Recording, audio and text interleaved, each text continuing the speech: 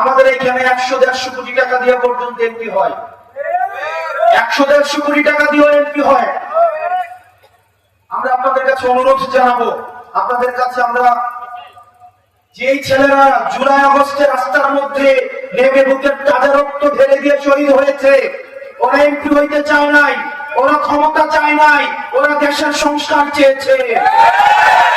ওরা চেয়েছে দেশে আর কখনোই কোন আলেম ওলামাকে অপদস্থ হইতে হবে না। ওরা চেয়েছে দেশে বাক স্বাধীনতা থাকবে।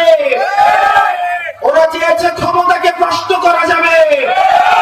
ওরা চেয়েছে 100-150 কোটি টাকা দিয়ে কোনো ক্ষমতা কিনতে পাওয়া যাবে না।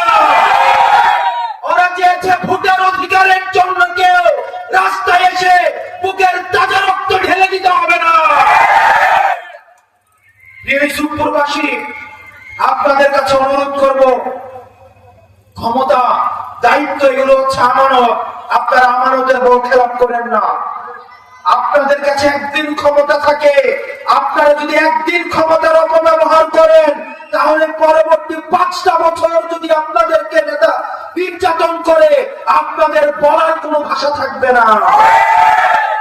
সেজন্য যেদিন আপনারা ক্ষমতাবান হবেন, একদিনের জন্য হচ্ছে জনগণ ক্ষমতাবান, সেই একদিন যেন আমরা যথাযথভাবে ব্যবহার করতে পারি। ভোটের আগে আমাদের কিছু কাজ রয়েছে, আমাদের শহীদদের রক্তের দায়ভার রয়েছে। বাংলাদেশের ফ্যাসিবাদ বিরোধী রাজনৈতিক দলগুলোর কাছে উদাত্ত আহ্বান জানাবো, আপনারা যেভাবে টাইমলাইন ধরে আপনারা ভোটের দাবি করছেন, ঠিক সেভাবে টাইমলাইন ধরে ভোটের সাথে সাথে সংস্কার এবং বিচারের দাবি করুন। আপনারা যেভাবে বলছেন ফেব্রুয়ারির মধ্যে নির্বাচন চান, ঠিক সেভাবে আপনারা বলেন আপনারা ফেব্রুয়ারির মধ্যে বিচার এবং সংস্কার চান।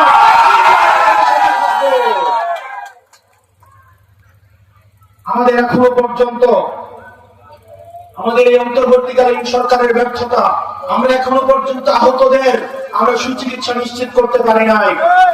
এখনো পর্যন্ত রাষ্ট্রের প্রতিষ্ঠানগুলো সংস্কার হয় নাই।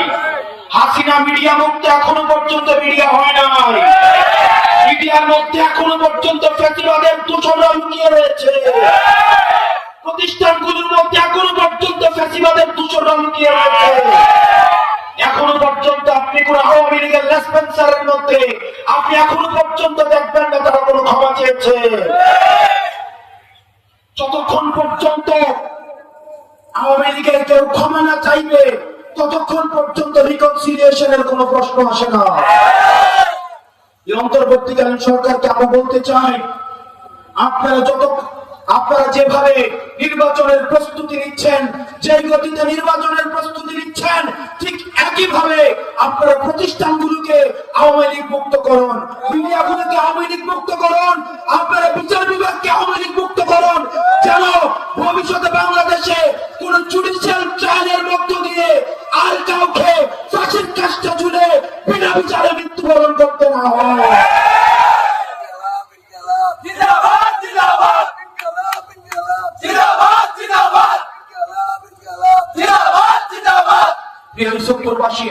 আমি আপনাদের সন্তান। আপনাদের মধ্যে কেউ হয়তো বিএনপি করতে পারেন, কেউ হয়তো অন্য কোন রাজনৈতিক দল করতে পারেন। যারা বিএনপি করে আমি হয়তো তাদের ভাতিজা, আমি কারো ভাই, আমি কারো নাতি। আবার কেউ যদি এনসিপি করে আমি তাদের ভাতিজা, আমি তাদের ভাই, আমি সবার এখানের সন্তান। আমি প্রত্যাশা করব আমার এই মাটিতে দল মত এবং পথের ঊর্ধ্বে উঠে আমি আপনাদের সন্তান হিসাবে আপনারা আমাকে সমর্থন দিবেন। আমি দেবিদ্বারের এনসিপির সভাপতি হিসাবে, প্রধান তত্ত্বাবধায়ক হিসেবে আমি আমার শিক্ষককে নির্বাচিত করেছি। আমি আমার এমন একজন শিক্ষককে নির্বাচিত করেছি যে শিক্ষক কখনো অন্যায়ের কাছে মাথা নত করে নাই।